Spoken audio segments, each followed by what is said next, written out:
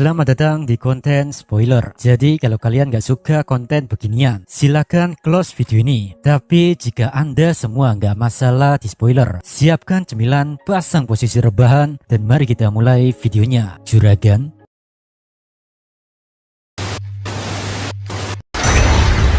Kami kembali. Yari. Setelah kepergian para badut dari tempatnya, di situ bawaan Leon, kalau di light novel namanya Alrose, nggak tahu lagi nanti di anime namanya siapa. Alrose bilang, Leon sama, apa ketiganya perlu disingkirkan? Jika mereka membuat Anda kesal, maka tak ada gunanya membiarkan mereka hidup. Leon menjawab, biarkan saja, aku lebih risau dengan informasi yang mereka berikan. Kalau Kekaisaran Timur memang akan bergerak, kita akan mengalami perang dunia. Lagi pula, aku tak mau kita terseret dalam kekacauan dunia. Alrose membalas, benar Raja, aku akan segera menyiapkan protokol pertahanan sihir dan keamanan. Sambil sedikit tersenyum, Leon bilang, semuanya tak pernah berjalan sesuai kemauan. Jika perang benar-benar terjadi, otomatis jumlah jenazah akan sangat banyak. Dan kalau hal itu terpenuhi, maka iblis yang merepotkan akan bangkit dan menyusahkan kita. Aku tahu, iblis primordial kuning masih tertidur di suatu tempat di tanah ini. Dia adalah iblis gila yang selalu mengeluarkan sihir nuklir saat gabut doang. Tapi aku ragu, apakah sekarang dia sudah mendapatkan tubuh fisik? Alrose membalas, kalau saat itu tiba, mari tunjukkan kekuatan penuh pasukan kita, Raja. Leon menjawab, ya, aku menantikannya. Lalu, bagaimana soal Tempest? Alrose memberitahu Raja Pirang di hadapannya bahwa beberapa Azure Knight akan dikirim ke sana. Setelah obrolan itu, bawaan Leon pamit dari ruangannya dan hanya tersisa dirinya sendiri di situ. Dalam diamnya, Leon bergumam, kok bisa Skoe Colbert, si badut itu lucu juga. Meski ini jebakan, tapi aku tak bisa mengabaikannya. Oh, Chloe-ku, sebenarnya kau ada di mana? Pria gondrong ini terus mencari gadis yang dulu dia cintai, teman masa kecilnya, dan orang yang akan terus dia lindungi. Panel berpindah di markas barat grup Cerberus. Setelah balik dari kediaman Leon, para badut menyampaikan laporannya kepada bos Yuki. Dan Yuki sendiri tampak senang dengan hasil kerja bawaannya. Tiris dan Footman tak bisa berhenti ketawa. Mereka tak bisa menahan hal itu ketika Laplace bingung menyebutkan nama Chloe dan kawan-kawan. Tentu ejekan rekannya membuat Laplace tersinggung dan menyuruh mereka untuk berhenti membahas kedunguannya. Kendati demikian, Kagali dan Yuki bersyukur para badut bisa tetap tenang saat ngobrol bersama Leon. Bahkan Yuki tak mengira kalau bawahnya tak menggunakan kekerasan apapun. Terlepas dari gurauan itu, Laplace ingin tahu apa tujuan bos Yuki memberitahu Leon tentang anak-anak. Yuki pun bilang, oh itu ya, aku cuma penasaran aja sih. Seperti yang diketahui, anak yang terpanggil biasanya tak berumur panjang. Tapi Rimuru dapat membatalkan kutukan itu. Dan kelima anak tersebut bisa menjalani hidup yang lebih lama sekarang. Sayangnya, Raja Iblis Leon tak mengetahui hal itu sama sekali. Oleh karena itu, aku ingin tahu bagaimana reaksi Leon terhadap anak-anak tersebut. Sejenak Kagali diem mikir. Dia bilang, oh jadi begitu ya. Dengan melihat reaksi Leon, kita bisa memprediksi rencana dia selanjutnya ya. Tapi aku ragu Leon akan melakukan hal yang nekat hanya demi anak-anak itu. Karena aku rasa melawan Demon Lord Rimuru jauh lebih beresiko untuknya. Di sisi yang lain, Yuki tak peduli apa keputusan Leon berikutnya. Karena apapun pilihan Leon, itu tak akan berdampak untuk hidupnya. Mengesampingkan hal tersebut, Laplace sedikit kesal karena bos Yuki tak memberikan arahan yang jelas. Mendengar itu, Yuki meminta maaf karena jika dia ngasih tahu tujuan obrolan mereka bersama Leon, takutnya acting Laplace nggak bisa natural.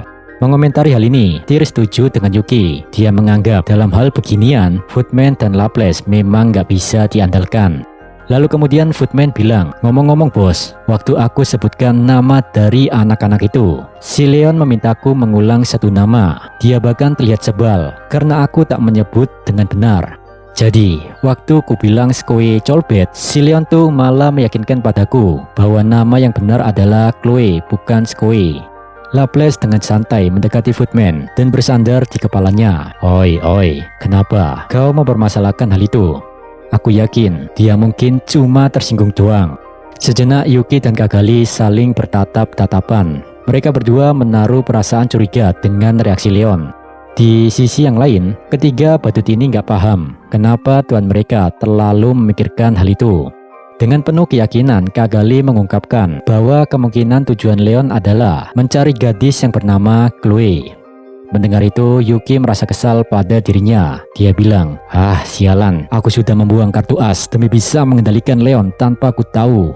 Mendengar itu, para badut juga kaget dengan kebenaran ini. Kendati demikian, Yuki tak terlalu menyesali keputusan menyerahkan 5 anak itu kepada Rimuru. Karena dia melihat ada kemungkinan bisa menggunakan anak-anak itu untuk saling mengadu domba antara Rimuru dan Leon.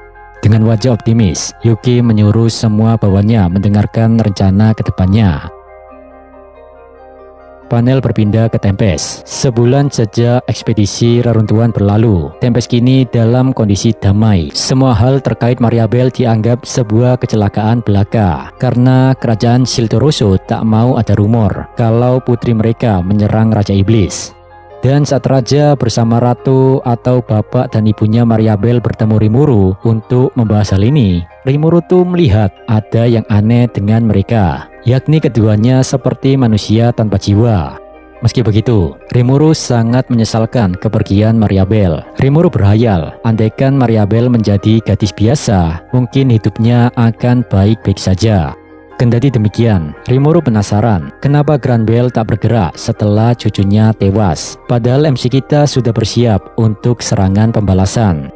Ya, bagaimanapun juga Rimuru kini menjadi pemimpin faksi terbesar di Dewan Barat dan Gereja Suci Barat juga mendukungnya.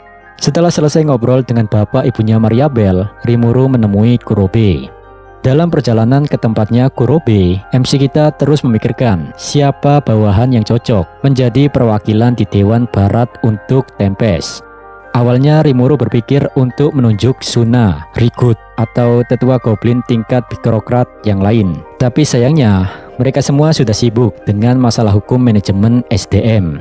Sedangkan Soe, Gabiru, dan Gerudo itu juga nggak akan mungkin karena mereka adalah pemimpin militer yang sibuk dengan pekerjaan mereka.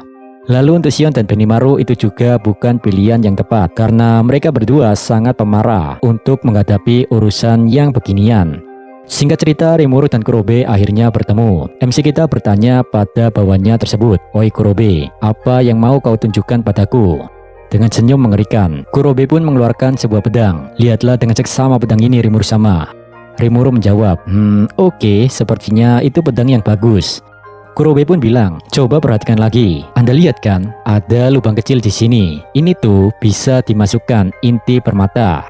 Setelah mengatakan itu, Kurobe memasukkan bola kecil ke lubang tersebut. Seketika itu juga Rafael ngasih tahu tuannya bahwa pedang itu telah berubah menjadi senjata sihir. Menyadari kejeniusan bawahannya ini, Rimuru berdecak kagum dan memuji kerja keras Kurobe. Di sisi yang lain, Kurobe menjelaskan mekanisme pedang sihir ini, yakni cukup dengan memasukkan inti elemen atau batu sihir yang telah diresapi berbagai elemen, entah itu tanah, air, api, ataupun angin. Untuk menciptakan senjata dan inti elemen yang cocok, Kurobe bekerja sama dengan Vesta dan Kaijin. Lalu kemudian Kurobe mengajak tuannya untuk menguji penemuan mereka ini. Pertama, Kurobe mencoba memasukkan batu sihir berelemen api. Seketika itu juga, tebasan pedang tersebut mengeluarkan api. Lalu jika ditambah dengan batu sihir berelemen air, maka yang keluar bukan air dan api, melainkan ledakan uap.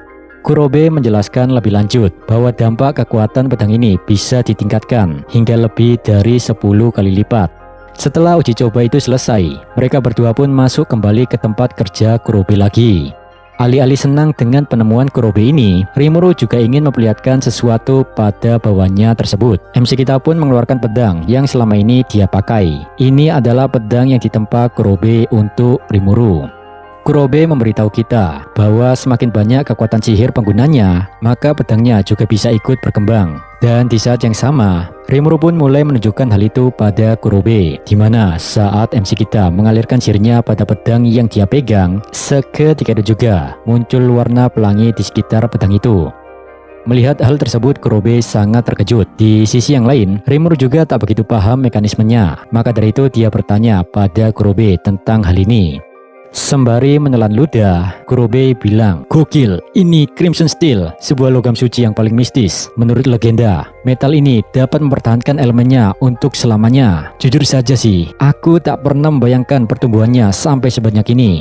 Ada kemungkinan pedang ini bisa memiliki kelas di atas legend. Tapi, biar ku beritahu pada Anda Tuan Rimuru, pedang ini masih bisa berkembang lagi. Aku yakin senjata ini bisa sampai kelas dewa. Bila pedang ini hebat sekali, rasanya sudah seperti bukan aku yang menempanya." Rimuru membalas, "Duh, jangan rendah hati begitu dong. Kau telah mengerjakannya dengan sangat baik, Nak Kurobe." Semua orang yang ada di sana tak henti-hentinya terpesona dengan pedang tersebut. Setelah itu Rimuru pun balik, dan saat itu Milim tiba-tiba datang dengan berlari terburu-buru. Bahkan sapaan Riku tak dia pedulikan. Rimuru, menetas, menetas. Sebentar lagi telurnya akan menetas, ucap Milim dengan penuh sukacita.